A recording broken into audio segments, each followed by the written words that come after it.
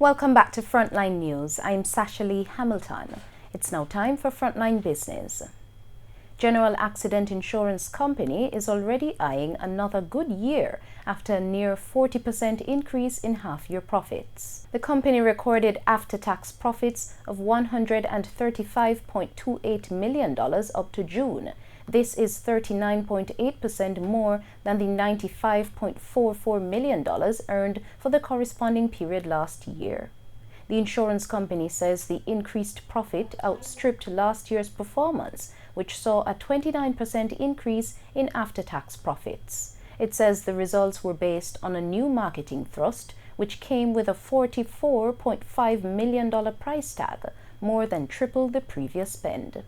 General Accident also booked gross written premium of $6.56 billion, an increase of 41% over the corresponding period last year. The increase in premiums takes on more significance considering that for just half of the year, GenAc is only $2 billion away from the $8.7 billion in business that the company did for all of 2018.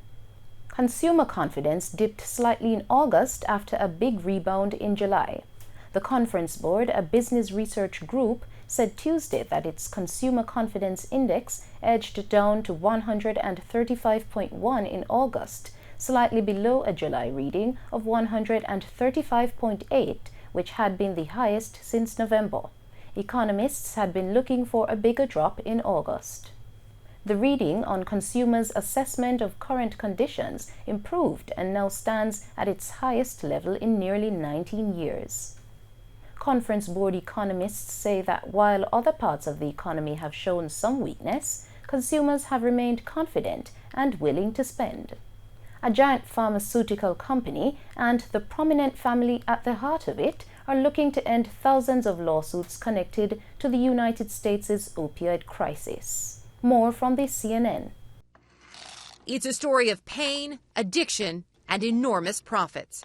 For years, Purdue Pharma and the family that owns it, the Sacklers, have been blamed for OxyContin's role in the nation's opioid epidemic. The citizens of Missouri have been the victims of a coordinated campaign of fraud and deception about the nature of drugs known as opioids. The Sacklers insisting the family and the company had nothing to do with the health crisis. But tonight, facing thousands of lawsuits, CNN has learned Purdue Pharma is in settlement talks, which could cost the company $10 to $12 billion, according to NBC News. As part of the plan, the New York Times is reporting the Sackler family would give up its stake in the company and pay at least $3 billion of its own money. It wouldn't be the company's first settlement or admission that it made billions selling pain pills. Do you know how much the Sackler family has made off the sale of OxyContin? I don't know. But fair to say it's over $1 billion. It would be fair to say that, yes. Dr. Richard Sackler, Purdue Pharma's former president and current chairman, answered questions during a 2015 deposition for a lawsuit brought by the state of Kentucky. The tapes were first obtained by ProPublica. Do you believe that any of Purdue's conduct has led to an increase in people being addicted in the Commonwealth of Kentucky? No. Purdue settled that case months later for $24 million. Yet years before, the company and 3 executives had already pleaded guilty in federal court to misleading and defrauding doctors and consumers about OxyContin, and agreed to pay more than a $600 million fine.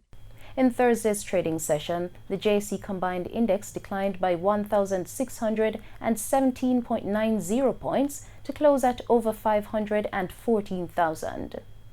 Overall market activity resulted from trading in 68 stocks, of which 31 advanced, 29 declined, and 8 traded firm.